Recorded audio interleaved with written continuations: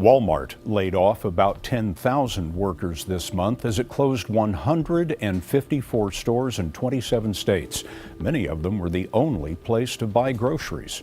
Where are you going to buy your groceries now? I don't know. It won't be Walmart. I'm done with Walmart.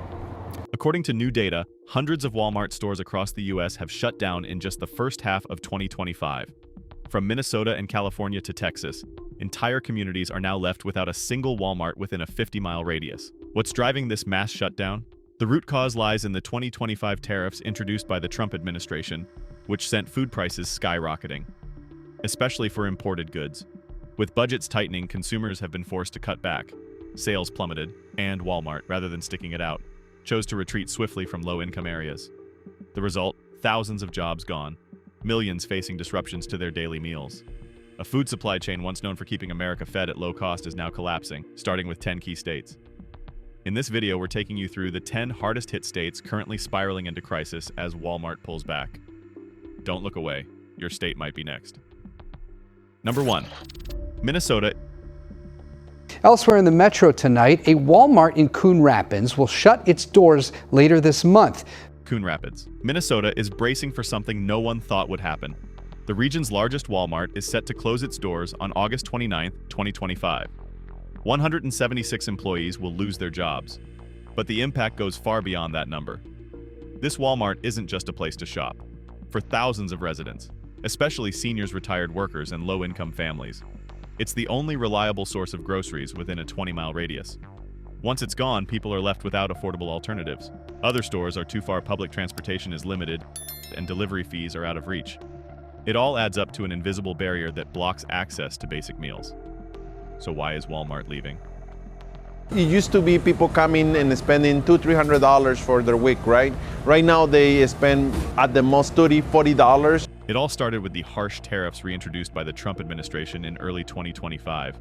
Imported food from Canada and Mexico. Frozen meats produced dairy beans. Saw price hikes of 20 to 35% in just a few months. Shoppers couldn't keep up. They bought less, went for cheaper options, and in some cases skipped meals altogether. Sales dropped sharply, and Walmart, built on ruthless efficiency, made a cold calculation pullout.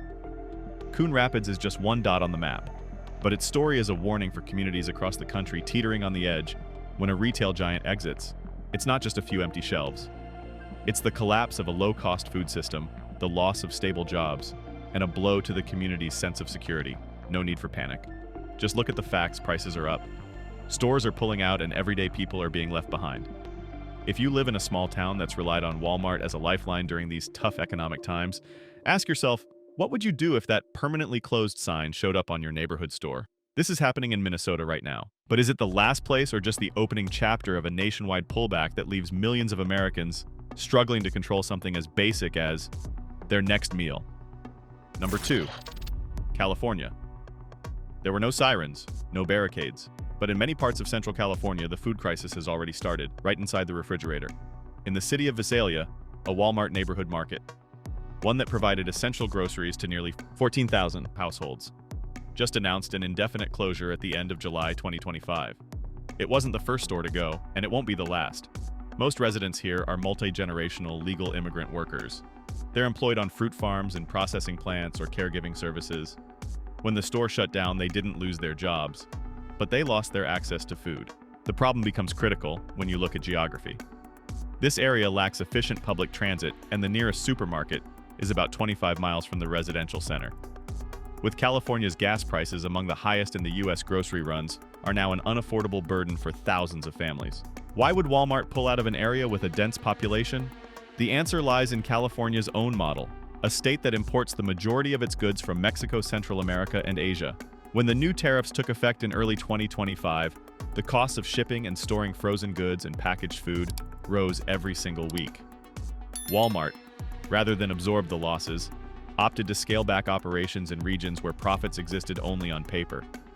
The people of Visalia didn't take to the streets. They didn't flood social media with complaints.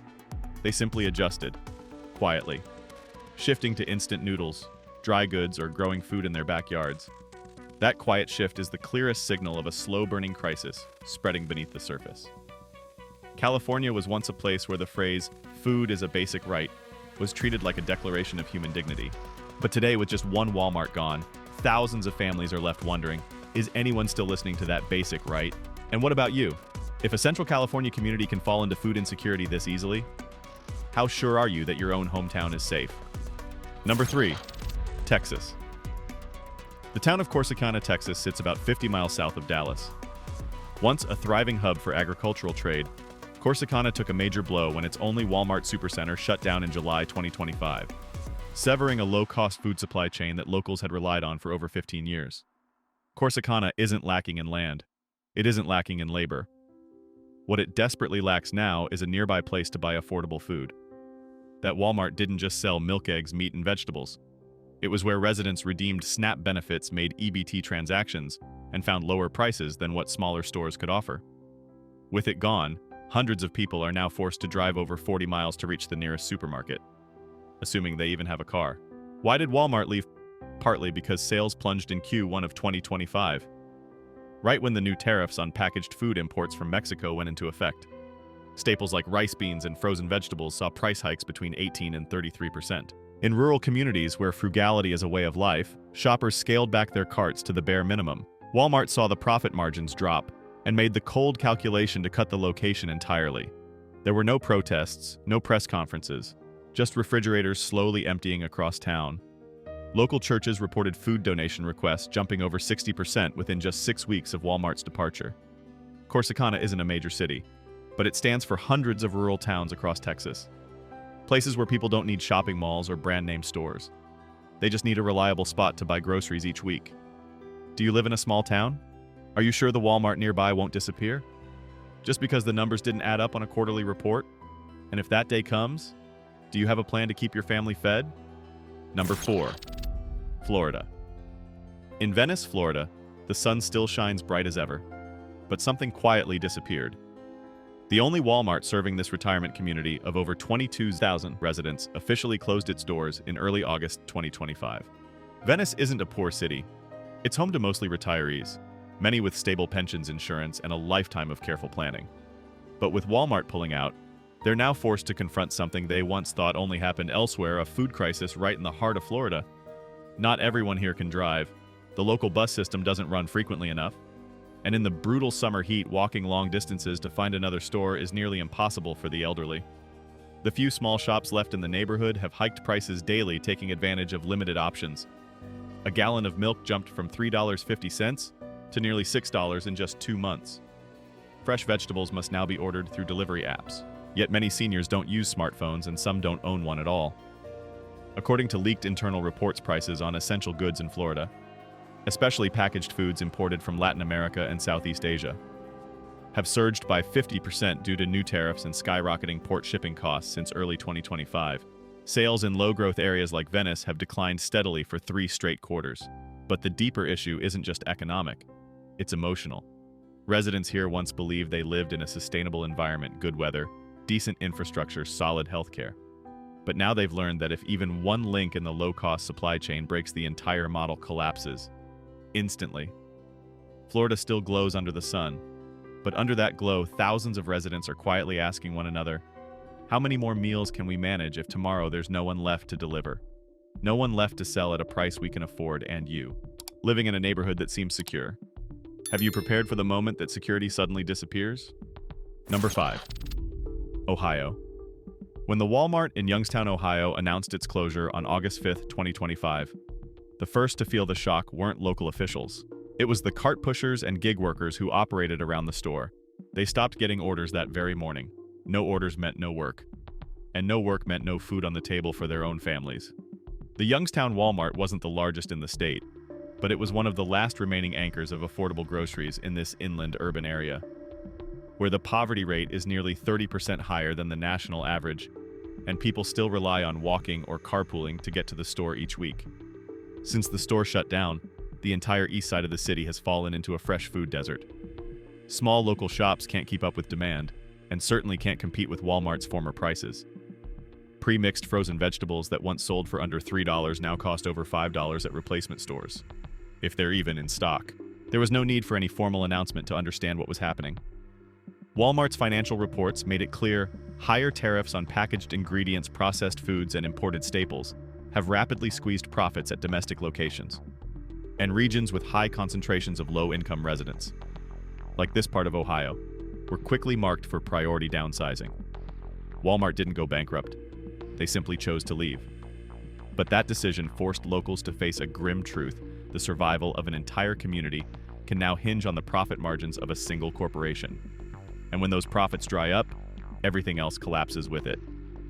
You may have always assumed you lived in the heartland of America, where infrastructure is stable and resources are always nearby. But Youngstown is proof that even a city with wide roads and industrial roots can fall apart if there's no longer a place to buy affordable food. So what about your neighborhood? Do you know how long that store down the street will stay open if the numbers on someone's balance sheet stop looking good? Number 6, Illinois. In the southern suburbs of Chicago, neighborhoods in Joliet, Harvey and Cicero are now showing clear signs of becoming a food desert. That phrase is no longer some distant academic term. It's turning into a harsh reality as 3 Walmart neighborhood market stores in these areas shut down one after another between June and August 2025. There was no official press conference, no meetings with residents. The automatic doors simply didn't open the next morning. The affected neighborhoods are densely populated with over 40% of residents relying on SNAP and EBT assistance. With Walmart's affordable supply chain gone, people have been forced to shop at smaller convenience stores where prices for the same goods are 15 to 30% higher on average. A quick survey conducted by the Illinois Food Access Alliance in July 2025 revealed a sobering figure: over 63% of respondents in Joliet admitted to cutting back their food intake in the past 30 days. Walmart has not issued a detailed statement, but retail analysts in Chicago have pointed out a key factor: the cost of importing frozen and packaged foods from Canada, Mexico, and various Asian countries has surged due to the new tariffs implemented earlier this year. For stores already operating on razor-thin margins, locations with weaker consumer demand were among the first to be shut down. Public transportation in areas like Joliet and Cicero also complicates things further. Most bus lines don't directly connect to the remaining large supermarkets. This creates an invisible barrier for the elderly, people with disabilities, and families without access to a personal vehicle. On paper, Illinois still ranks as one of the states with the highest GDP in the country. But beneath those numbers lies a different reality: neighborhoods with crumbling infrastructure, where residents are now struggling just to find a place to buy fresh produce or milk at a fair price. And if a state like Illinois, once a symbol of American industry and commerce, can no longer guarantee equitable access to basic groceries, then it's time to ask, who is the nation's food distribution system really serving? Number 7, Missouri. Located in the heart of the country, Missouri has long been considered a vital junction in America's national logistics network. The state links major railways, highways, and inland waterways, making it an ideal hub for transporting goods, including food, shipped from coastal ports into the interior. However, since July 2025, at least 4 mid-sized Walmart stores in Springfield, Columbia, and the suburbs of St. Louis have shut down one after another amid skyrocketing logistics costs and a steep decline in consumer spending across surrounding rural areas. Unlike coastal cities, Missouri isn't directly affected by port tariffs, but its role as a transit hub has exposed it to a double hit: goods moving through from both the east and west coasts now carry inflated transport costs. And when supply chains get backed up, Missouri ends up being a dead-end loss point instead of the efficient transfer station it once was. A study published by the University of Missouri in mid-August 2025 revealed a troubling trend. The number of areas at risk of becoming food deserts has risen by 38% in just the first half of the year, especially in counties surrounding mid-sized cities. Walmart, the largest food supplier in many of these places, is actively scaling back operations and slashing its in-state delivery fleet. The social impact hasn't exploded overnight, but it's deepening steadily. In agricultural counties like Boone and Pettis, the absence of major retail outlets has created a paradox. Local farm produce is piling up with no place to go, while residents can't access even basic groceries from outside. At the state level, Missouri's government has yet to propose a concrete plan to fill the void Walmart left behind. Meanwhile, small retailers lack the capacity to build alternative logistics systems, especially when it comes to items requiring refrigeration or complex storage. Missouri, once proud to call itself the crossroads of America, is now facing a bitter irony: goods pass through without stopping people live on fertile land, but can't afford basic groceries, and supermarkets vanish without a sound, leaving behind a void no one knows how or when to fill. Number 8, Michigan. Along Gratiot Avenue on Detroit's east side, a modest yet functional local economy used to operate with some stability. One Walmart Supercenter, 3 bus routes serving residential blocks, and a food assistance distribution point linked directly to the store. That system began to unravel in mid-August 2025. Not through a dramatic headline or media frenzy, but through a quiet disruption. Walmart scaled back operations at its Great Lakes warehouses, breaking supply lines into the city's metro area. Detroit, with its complex industrial past and steadily shrinking population, is one of the few major U.S. cities that no longer holds bargaining power with national retailers. Walmart doesn't need Detroit, but Detroit desperately needs Walmart, at least for the nearly 80,000 low-income residents living in areas where only one full-size grocery store exists within a 2.5-mile radius. As supply chain reliability declined, Walmart stores in the city began reducing operating hours, cutting back inventory, and halting the restocking of fresh foods with narrow profit margins. By late August, 2 locations in Wayne County were officially under review for full closure. But this isn't just about grocery shopping. Some Detroit healthcare providers had partnered with Walmart to supply dietary-specific foods for patients with heart disease and diabetes, using medical nutrition vouchers.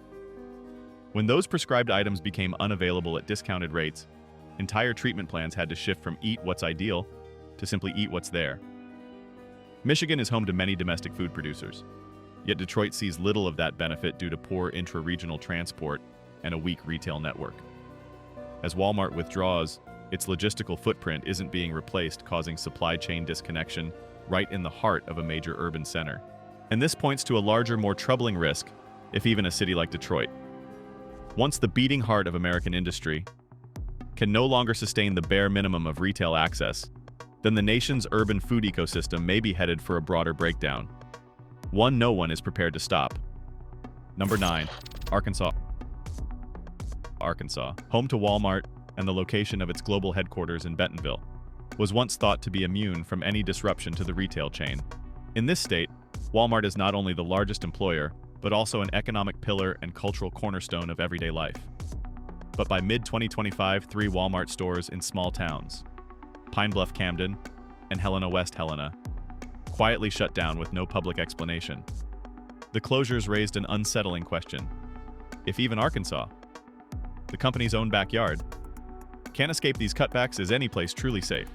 Unlike major industrial or urban states, Arkansas relies heavily on domestic distribution routes with goods trucked in from regional hubs.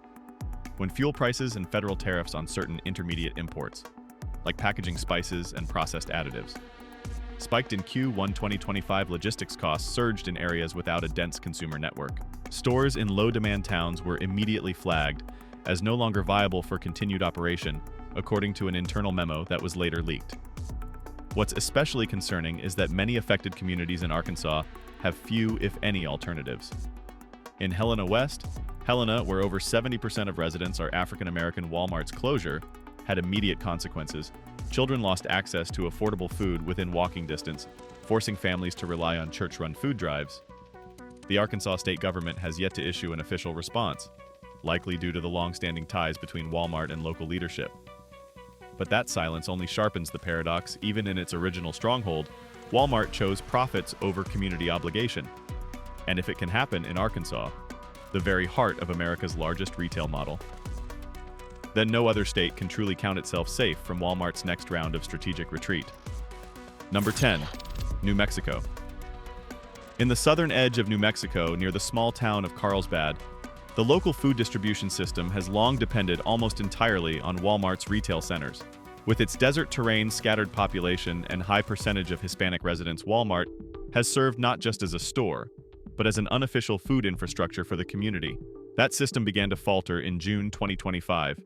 Supply lines running from Texas into New Mexico via Walmart's regional warehouses began to slow, partly due to new tariffs on packaged food from Mexico, a key source for low-cost grocery items in the area. At the same time, Walmart confirmed a full withdrawal from at least 3 towns with populations under 25,000, citing logistical optimization. Residents in Hobbs, Las Vegas, New Mexico, and rural areas around Roswell suddenly had to drive more than 50 miles to reach the nearest major grocery store, if they had a car.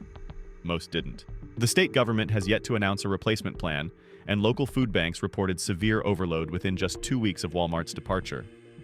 Unlike states with high urban density, New Mexico sees no corporate rivals rushing in when a Walmart disappears. Geographic distance distribution costs and low consumer demand have turned many of these towns into retail dead zones, areas that have fallen off the investment maps of all major chains. What's even more troubling is the collision between federal tax policy and local realities. While the government raises import tariffs on Latin American goods to protect domestic producers, places like New Mexico don't have enough local production to fill the gap. As a result, prices for staples like beans, rice, and eggs have jumped 30 to 50%, while average incomes remain flat. New Mexico isn't protesting. It isn't marching in the streets, but it also no longer has options. When access to food is dictated by the invisible borders drawn by profit-driven algorithms, the question becomes how many communities are being erased from the map without anyone noticing, simply because they're no longer considered profitable. When the nation's largest retail chain begins quietly retreating from the very communities that once relied on it, what's lost isn't just a fully stocked shelf. It's the slow unraveling of everyday life. Meals become more expensive, choices shrink, and the sense of being left behind grows stronger. The story of these 10 states is just one slice of a bigger picture. Across hundreds of towns and millions of lives, Americans may be facing the same uncertain future, where food is no longer a given, but a test of survival in a system being reshaped by profit and policy. This video does not promote division within the United States or encourage segregation. All content is presented for the purpose of exploration, analysis, and fostering discussion based on current events, public sentiment, and social trends. We fully respect the United States Constitution and all federal regulations. If today's analysis made you think, drop a comment so we can keep the conversations going. And don't forget to like, subscribe, and hit the bell so you will never miss our next independent deep dive.